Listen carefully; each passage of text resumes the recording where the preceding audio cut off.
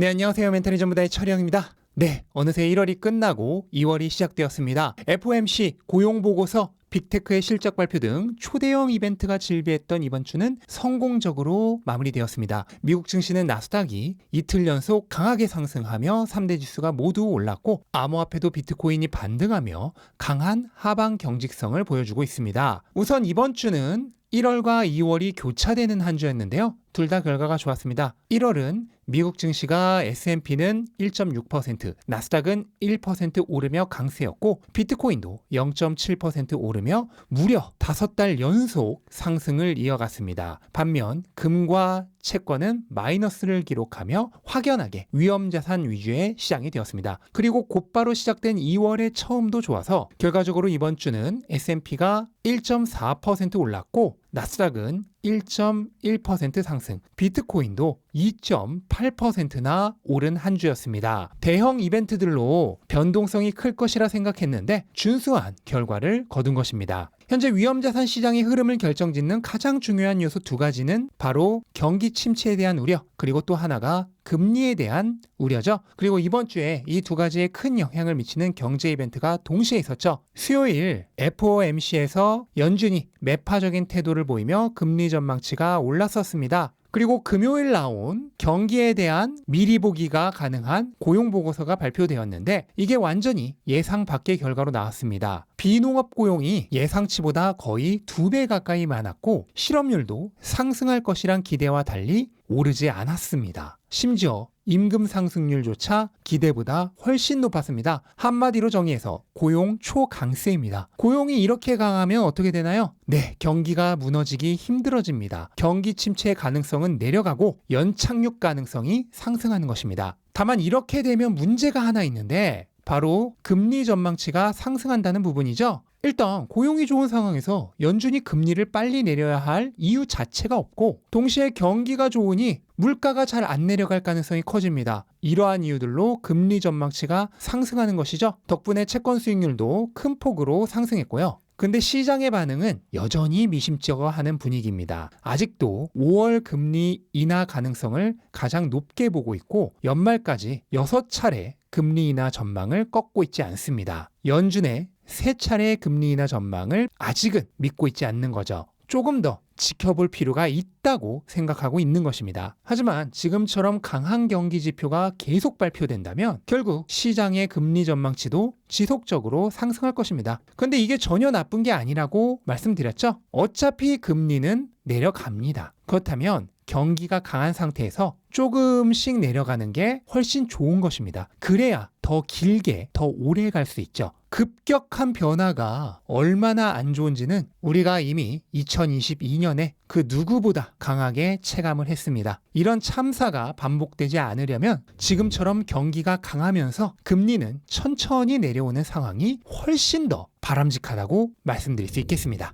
그리고 이번 주 총 5개의 매그니피센트 기업이 실적 발표를 했죠. 결과는 애플과 구글이 좀 별로였고, 마이크로소프트는 적당했으며 아마존이 좋았고, 메타는 떡상했습니다. 다만 시장의 반응과는 별도로 대부분의 기업들이 모두 시장 기대보다는 좋은 성적표를 제출했고요. 전망치도 나쁘지 않았습니다. 이들 기업들의 실적 발표에서 경기 침체에 대한 향기는 조금도 맡을 수 없었습니다. 그럼 앞으로 어떻게 되는 걸까요? 네, 나스닥은 결국 신고가를 달성할 것입니다. 이것은 이미 정해져 있는 미래죠. 현재 나스닥은 최고가를 4% 조금 안 되게 남겨두고 있습니다. 하지만 돌파는 이미 따놓은 당상입니다. 다우가 신고가를 돌파할 때 정해져 있었습니다. 이후 S&P가 신고가를 달성할 것이라고 말씀드렸고, 지금은 그렇게 되었죠. 이제 다음은 나스닥이고 또 그렇게 될 것입니다. 이전에 하락장에서 상승 추세로 전환될 때도 다우, S&P, 나스닥 순으로 그랬었듯 신고가 달성도 마찬가지로 이 순서대로 될 것입니다. 이것은 이미 정해져 있는 미래죠. 그리고 몇 차례 말씀드렸듯 현재 마이크로소프트와 애플의 시가총액 역전은 결코 일시적이지 않을 확률이 높습니다.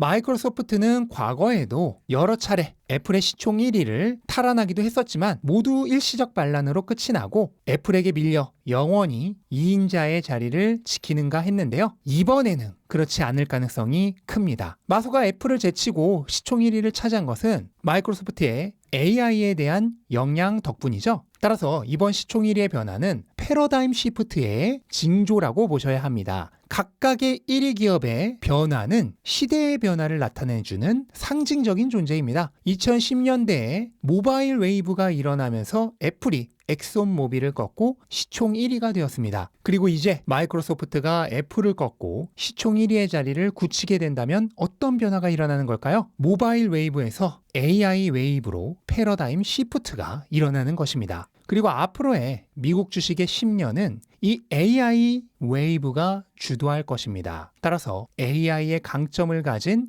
기업들이 향후 10년간 시장의 주도주의자 대장주가 될 것입니다. 투자자라면 이러한 패러다임의 변화를 결코 놓쳐서는 안 됩니다. 시대가 변화하는 틈바구니에서 가장 큰 수익의 기회가 나오기 때문이죠. 그리고 AI와 함께 또 하나의 거대한 패러다임의 변화가 찾아오고 있죠. 향후 10년간의 시대 변화의 양대축 중 하나인 블록체인입니다. 그리고 블록체인이란 곧 비트코인이죠. 비트코인과 블록체인은 인류의 삶에 어떤 변화를 가져오는 걸까요? 가장 중요한 변화는 자산의 디지털화입니다. 인류의 모든 통화 에너지, 구매 에너지는 아날로그로만 존재했습니다. 우리가 인터넷으로 거래하는 모든 자산들은 실은 여전히 아날로그입니다. 단지 이 아날로그 자산에 대한 소유권만 누군가의 통제 하에 인터넷으로 거래하고 있는 것이죠. 여러분들이 인터넷으로 주식을 산다고 해서 이 주식이 여러분에게 있는 것이 아니죠. 이 주식에 대한 소유권, 그러니까 딱지만 여러분의 이름으로 존재하고 있고 이 소유권 딱지만 주식 중개소의 통제하에 거래하는 것입니다. 하지만 비트코인은 다릅니다. 비트코인은 물리적 실체가 아예 존재하지 않죠. 디지털상에서 그 자체로 실존하는 실체입니다. 따라서 비트코인은 인터넷 세계에서 실물을 주고받을 수 있는 인류 최초의 자산입니다. 이것은 엄청난 발견입니다. 모든 자산이 아날로그 세계에 묶여 있었던 인류의 에너지를 디지털 세계로 이전시킬 수 있게 된 것입니다. 자산의 완전한 디지털화 없이 인류가 디지털화되는 것은 불가능합니다. 언제까지고 누군가의 통제하에 아날로그 세상과의 연결을 유지해야만 하죠. 하지만 비트코인과 블록체인은 그 한계를 끊게 만들어줍니다. 그 어느 누구의 통제도 없이 그 어느 주인도 없는 세상에서 인류의 에너지가 완전하게 디지털 세상으로 이전되는 것입니다. 가치를 이전할 수 없다는 분명한 한계를 지녔던 불완전한 인터넷의 발명에 활용 점정을 찍어 완전하게 하는 일입니다. 무결점에 디지털화된 에너지를 소유할 수 있는 신인류의 탄생인 거죠.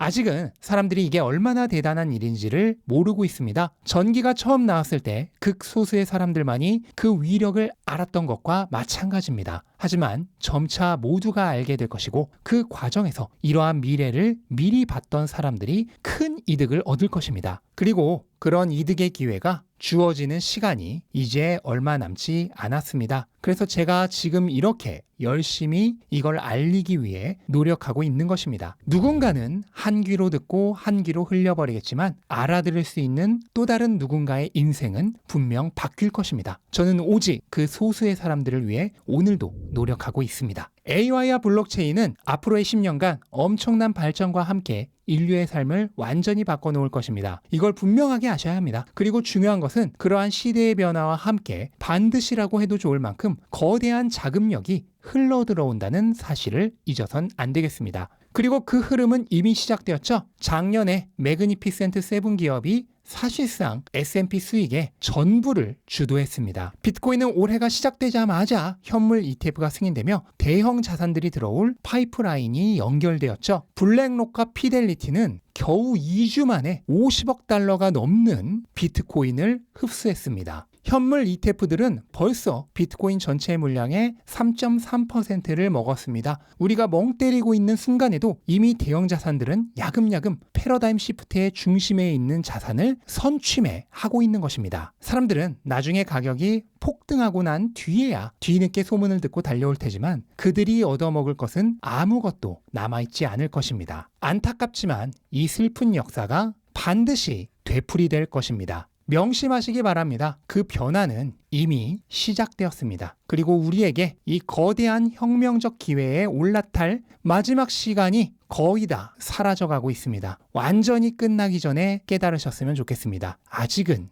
시간이 남아있기 때문입니다.